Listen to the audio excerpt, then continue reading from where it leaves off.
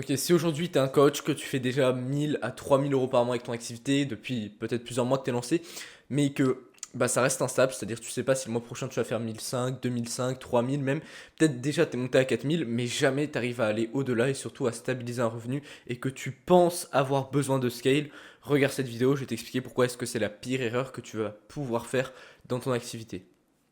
Déjà, reviens aux principes fondamentaux. Qu'est-ce que signifie scale? Scale, ça signifie faire changer d'échelle son business. C'est-à-dire passer d'une petite entreprise à, enfin, limite passer de freelance en fait à une vraie entreprise. Quand tu as moins de 5000 euros par mois, avant de scale, tu es un freelance. C'est-à-dire tu vends ta compétence, vraiment. Alors que quand tu montes, que tu as une entreprise, donc que tu vas scale, là tu vas non pas être uniquement payé pour pour ta compétence, mais aussi pour ta gestion des personnes. C'est là où tu vas devoir embaucher, c'est là où tu vas devoir gérer des équipes. C'est bien différent de passer d'un stade de freelance. Scaler, c'est une étape qui est nécessaire de faire quand une base est déjà bien présente. En fait, avant de scale, quand tu es encore à l'étape de freelance, moi j'appelle ça comme ça, c'est les fondations que tu vas poser pour ton business. C'est-à-dire de 0 à 3, 4 000, allez, 5 000 euros par mois, même avant de scale, c'est 5 voire même 10 000 euros par mois dans certains cas. C'est là où tu poses toutes les bonnes fondations de ton business. Et quelles sont les fondations d'un business? Un, maîtriser ton sujet, ta compétence. Ça, c'est absolument fondamental parce que bah, forcément, c'est ce sur quoi est basé tout ton activité. Mais si tu remarques, n'importe quoi que tu vas faire dans ton activité va te coûter de l'argent. Le marketing, ça va te coûter de l'argent. L'accompagnement, ça va te coûter de l'argent. Et quelle est la seule chose qui va vraiment t'en rapporter? La seule action, ça va être la vente. Donc la vente, c'est une compétence qui est absolument fondamentale que tu dois maîtriser avant de vouloir scaler. Les gens qui se focusent sur uniquement de la création de contenu, du marketing en dessous de 5000 euros par mois, en fait, ils négligent une partie qui est absolument fondamentale et tôt ou tard, ça va les rattraper dans leur activité. Ils vont vouloir embaucher une équipe de sales, ils vont être incompétents, donc ils vont pas savoir embaucher la bonne équipe. Ils vont se tourner vers des agences, ce genre de choses, des gens qui embauchent n'importe qui. Et donc, en fait, ils gagneront peut-être un petit peu plus d'argent que ce qu'ils gagnent actuellement. Genre, ils vont peut-être passer de 3 4 000 à 8 9 000. Mais en fait, avec le potentiel de prospects qu'ils ont, ils pourraient très bien gagner 15, 20 000. Mais en fait, ils ne se rendront pas compte, vu qu'ils n'ont jamais close eux-mêmes de leur côté, de toutes les pertes qu'il peut y avoir dans leur closing. Oui, tu peux avoir un CRM, des trucs pour traquer, etc. Mais si tu ne te rends pas compte toi-même du gros problème, ce qui est beaucoup plus évident si tu as les compétences en vente, tu vas perdre énormément d'argent dans ton activité. Et en fait, avec cet a priori-là de ne pas vouloir devenir bon en vente, tu vas juste brider à rester dans une certaine zone de revenus avec ton activité. Ce sera littéralement impossible de scale. Donc aujourd'hui, en fait, si tu n'es pas bon en vente, déjà la compétence, oui, c'est ta base, mais je suppose qu'aujourd'hui, tu es un coach compétent dans ton domaine. Si tu fais déjà 1 3 cas par mois, c'est probablement pas les compétences dans ton domaine qui te manquent, mais bien ton marketing. Si tu fais déjà ce revenu-là, du coup, les compétences en vente sont absolument fondamentales pour ton activité. Littéralement, même, tu peux être tout seul, être en mode un peu freelance dans ton activité et très bien faire 30, 40 000 euros par mois. Si tu es vraiment très très bon en vente. Je pense que c'est pas ton objectif. Peut-être que ton objectif c'est de closer à 10K. Auquel cas, oui, c'est pertinent. Il faut que tu deviennes vraiment un dieu en vente. Mais si ton objectif c'est de vendre des offres à 3 4 000 euros, en vrai, bah, deviens bon en vente et après cherche à scale. Ne passe pas non plus 30 000 ans à devenir hyper hyper bon en vente. Enfin, à devenir un dieu en vente. Donc tout ça pour te dire qu'aujourd'hui, tu dois vraiment perfectionner cette compétence-là avant toute chose.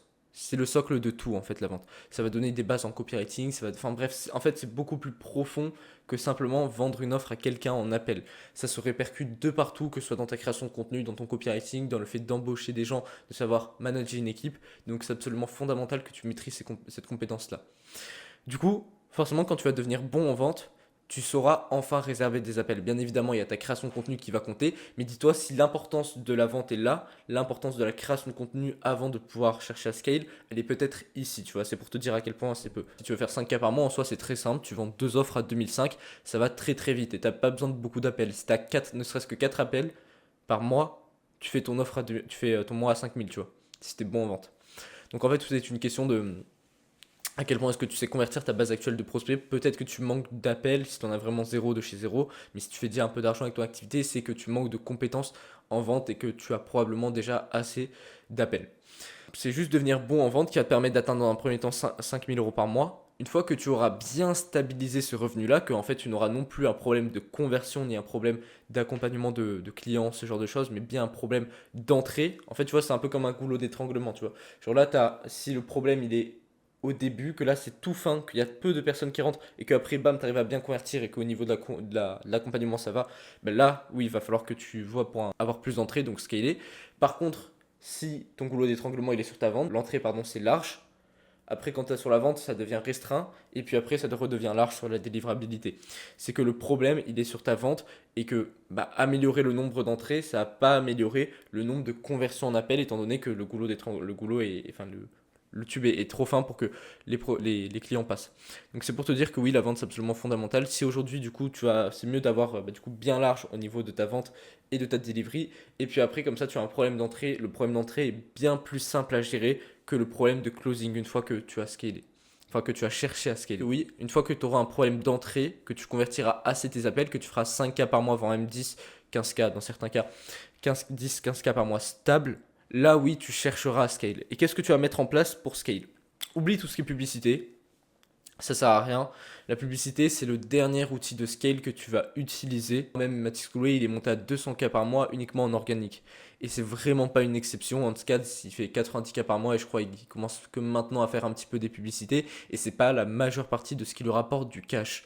Ce qui lui rapporte du cash, c'est son écosystème de contenu. La publicité, c'est un peu comme des stéroïdes, tu vois. Sauf que si t'as rien à la base, bah, ça fonctionne absolument pas. Tu mets des stéroïdes sur quelqu'un qui s'entraîne absolument pas, qui fait rien, qui a la pire génétique et tout, bah, ça va pas faire grand chose. Tu vois. Par contre, tu mets des stéroïdes à un mec qui se la bute à la salle, bah là, ça va devenir un buff. Donc c'est exactement la même chose. Si ton écosystème de base de contenu est mauvais, que tu mets de la publicité ou non, bah, ça va rien changer. Si ton écosystème est mauvais, tu vas juste faire plus de ce qui ne fonctionne pas. Donc en fait, autant déjà avoir un bon écosystème. Si tu mets de la publicité alors que ton écosystème de contenu est mauvais, c'est comme si tu cherchais à scale alors que la base de ton activité en vente, etc. n'est pas présente, tu vois. C'est-à-dire que tu cherches à multiplier, faire plus alors que ça ne fonctionne pas pour le moment. Donc en fait, cherche plutôt à consolider des bases solides sur ta création de contenu, avoir un écosystème qui performe déjà, qui t'apporte chaque mois des prospects qualifiés. Et là, tu monteras facile à 30, 40, 50K par mois. Vraiment, c'est absolument pas délirant de penser à ça. Bien évidemment, là, il faudra que tu embauches tout ce qui est setter et tout. Mais tu monteras probablement à 40-50K par mois. Et là, oui, ce sera pertinent de commencer à faire de la publicité pour justement amener plus d'entrées sur ce qui fonctionne déjà. C'est un outil pour grossir la publicité. Multiplier ce qui fonctionne plus. Ça peut être à la fois positif comme négatif. Tu multiplies ce qui fonctionne moins. Ce qui ne fonctionne pas, tu multiplies du négatif. Bah, ça va juste donner plus de négatif. Tu multiplies du positif, ça va donner plus de positif. Donc ça double tranchant, c'est pas magique. Tu vas devoir y investir de l'argent aussi. Voilà, première chose. Aussi au niveau des personnes que tu vas pouvoir embaucher, pour monter à 50K par mois, même 100K par mois, tu n'as pas besoin d'un closer.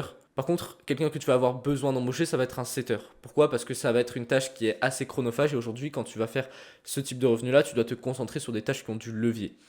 Les appels de vente, c'est ceux qui vont te rapporter du cash, donc c'est pour ça que tu ne dois pas les déléguer, surtout c'est que c'est la partie, c'est ton bébé vraiment. C'est la partie de ton activité, celle dont tu es sûr qu'elle va te rapporter du cash. Les autres, c'est que de la perte, c'est que de la perte. Le marketing, c'est de la perte. Le fait d'embaucher, c'est de la perte. Par contre, si tu regardes, les appels de vente, c'est ça qui va te rapporter du cash. Donc vraiment ne délègue cette partie qu'en dernier. C'est très très important. Un setter, c'est beaucoup moins complexe à former et à trouver un setter compétent, c'est beaucoup moins complexe à un player qu'un closer compétent. Donc aussi, il va quand même falloir, à moins que tu trouves directement un player, ce qui est assez compliqué en soi, mais si tu fais 50K par mois, allez, on va dire ça comme ça, ouais, en soi, tu peux en trouver vu la rémunération que tu peux permettre. Mais si tu fais 5K par mois, tu vas pas trouver un setter à player. Hein. Soit il faut que tu le formes toi-même. La seule raison pour laquelle pour moi c'est valable d'embaucher un setter à partir de 5K par mois, c'est si tu es déjà hyper bon en prospection, tu es hyper bon en vente, donc là tu cherches à scale de 1. Et de 2, c'est un setter que tu as formé toi-même, donc tu sais qu'il est compétent et tu sais qu'il va travailler avec toi sur le long terme. Voilà. Mais si tu embauches à 5K par mois, tu vas embaucher n'importe quel setter, je te conseille pas, tu vas être vite déçu parce que tu vas pas pouvoir lui offrir une rémunération conséquente, ce qui fait qu'il va non pas être focus uniquement sur toi, mais il va aussi aller voir d'autres personnes, il va travailler pour toi, mais aussi pour un autre infopreneur et tout, donc c'est pas rentable au final. Donc qu'est-ce que je disais? Ouais, si tu peux embaucher un setter à 5K par mois, oui, forme-le de ton côté, mais si t'es bon en setting, forcément tu peux le former. Donc ça demande quand même aussi de l'énergie, tu vois. Donc scaler, ça demande de l'énergie. Et puis quand tu fais 50-100K par mois, là, soit tu as ton même setter, soit tu as un autre setter. Du coup, il te ramène des calls, toi tu les convertis. Après, bien évidemment, il faut voir pour tout ce qui est CSM, etc. Mais ouais, déjà de cette façon-là, tu peux très bien atteindre 50K par mois, juste avec un setter dans ton équipe, ça suffit. Après, de 50 à 100, ça va être un peu différent, à moins que tu vendes des offres vachement chères. Si tu vends des offres à 5-10K, tu peux monter à 100K par mois sans avoir de CSM, juste avec un setter. Mais si tu vends des offres à 5K, tu vas avoir plus de clients, donc il va falloir que tu aies un CSM. Sinon, tu vas passer trop de temps sur ta delivery et c'est pas non plus le but. Sinon, tu vas devenir esclave de ton business. Donc, il faut que tu aies quelqu'un qui t'aide à gérer, il faut que tu aies un setter. Et après, au-dessus de 100K par mois, là, oui, tu vois pour tout ce qui est closer. Voilà pour cette vidéo, je pense que j'ai assez bien résumé pourquoi est-ce que c'était pas pertinent de scaler quand tu démarres une activité, enfin au stade où tu en es actuellement, et après quelles sont les étapes, les premières étapes que tu vas devoir mettre en place pour pouvoir scale, donc création de contenu, embaucher un setter que tu vas pouvoir former ou ne pas embaucher de setter pour le moment, et surtout si tu es performant en vente, tu vas convertir. Voilà, je t'invite à rejoindre le canal WhatsApp grâce au premier lien dans la description si tu veux plus de valeur. Là j'ai spécifiquement fait une vidéo pour des gens qui cherchent à scale, entre guillemets, chercher à démonter cette croyance-là. Mais si tu veux vraiment des trucs focalisés sur l'apprentissage de compétences qui vont te permettre de stabiliser les 5K par mois avec ton activité, je t'invite à t'abonner directement à cette chaîne. Je poste une fois par jour. Littéralement, ça m'a fait super rire. J'ai un prospect là qui m'a envoyé un message tout à l'heure. Il m'a dit, en privé sur WhatsApp, il m'a dit ouais, c'est incroyable, ta chaîne, tu donnes plus de valeur que Valère. J'ai été grave saucé, je suis hyper content. Donc c'est pour vous dire à quel point quand même j'offre de la valeur sur cette chaîne. Donc si vous vous abonnez pas et surtout que vous rejoignez pas le canal WhatsApp, vous perdez... C'est incroyable toute la valeur que vous perdez. Je pense qu'il y a très peu de personnes, voire personne, sur le marché français qui fait une vidéo YouTube par jour comme je fais avec autant de valeur. Donc abonnez-vous, rejoignez le canal WhatsApp si vous voulez x2 de valeur. Et moi je vous dis à demain pour une autre vidéo.